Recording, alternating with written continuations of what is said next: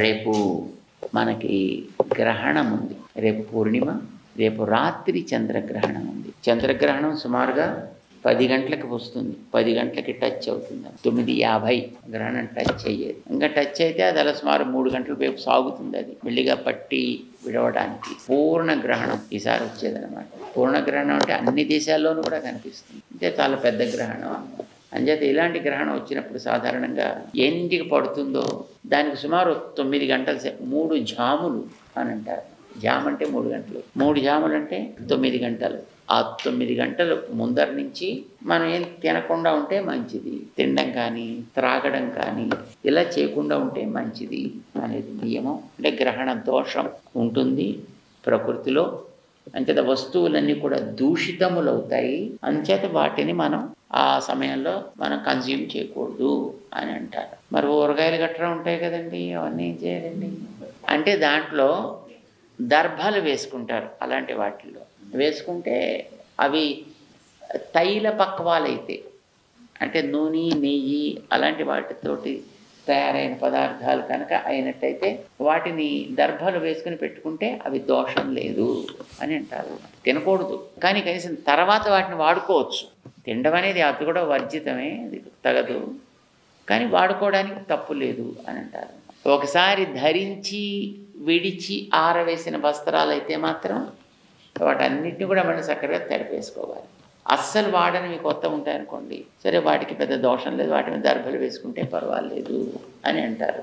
రోగులు, ముసలివారు, అతి చిన్న శిశువులు, గర్భవతులుగా ఉండేవారు, సో ఇలాంటి వాళ్ళకి మాత్రం కొన్ని మినహాయింపులు ఇస్తారు. వాళ్ళకు కూడా ఉండగలిగితే వాళ్ళు ఉండొచ్చును. ఒకవేళ అలా ఆరోగ్య రీత్యా కుదరినప్పుడు కొన్ని సులభంగా ఉండేటువంటి వాటిని మాత్రమే ఏదో కొన్ని ద్రవ పదార్థాలు లాంటివి ఏదైనా తీసుకోవడానికి మన వాళ్ళు ఒప్పుకుంటూ ఉంటారు. సో రేపటికి నియమం అదనమాట. అంచేత మనకి రేపు పూర్ణిమ కనుక మనకి ప్రవచనం ఉండదు. ఎల్లుండి గ్రహణం తర్వాత, ఎందుకంటే తెల్లవారుతూనే మన అభిషేకాలు చేసుకోవాలి పెరుమాళ్ళకి. మన అంతం కూడా మన ఇళ్లల్లో బహుశా మళ్ళీ ఇంటిని కడుక్కోవడం బట్ పాటించేటటువంటి అలవాటు ఉండే వ్యక్తుల కోసం చెప్తున్నారు అన్నమాట. అంచేత వాళ్ళు మళ్ళీ ఆ వస్త్రాలన్నీ తడుపుకొని, పడకలన్నీ తడుపుకొని, వాటిని ఆరవేసుకొని, ఇల్లంతా కడుక్కొని శుద్ధి చేసుకున్నాక అప్పుడు స్నానాలు చేసి, అసలు మామూలుగా మొట్టమొదటి పట్టు స్నానం, విడుపు స్నానం అని చేస్తారు తెలుసునా. పట్టు స్నానం అంటే అది గ్రహణం 9:50కి పడుతుంది అనుకోండి, అప్పుడు ఒకసారి స్నానం చేసి కూర్చొని అనుష్ఠానం చేసుకుంటారు. వాళ్ళకి ఏ జపం ఇష్టమైతే ఆ జపాన్ని చేసుకుంటూ ఉంటారు. అది ఎన్నింటికి విడుతుందంటారో మళ్ళీ అప్పుడు విడుపు స్నానం చేస్తారు. చేసి ఇంకప్పుడు ఈ పనులన్నీ ప్రారంభిస్తారన్నమాట. ఇవన్నీ చేసి మొత్తం ఇవన్నీ క్లీన్ చేసుకున్నాక అవంతా చేసి గిన్నెలన్నీ కడుక్కొని, పొయ్యిలన్నీ కడుక్కొని, అవంతా మొత్తం పూర్తయిన తర్వాత అప్పుడు వీళ్ళు మళ్ళీ స్నానం చేసుకొని, అప్పటికి ఆరవేసుకున్న వస్త్రాలు, గ్రహణం అయిన తర్వాత ఆరవేసుకున్న వస్త్రాలు, ముందు కాదు మళ్ళీ ఆ తర్వాత తడిపి ఆరవేసిన వస్త్రాలు ఆరితే అప్పుడు అవి తీసుకుని అవి కట్టుకొని అప్పుడు వంటలు ప్రారంభిస్తారు.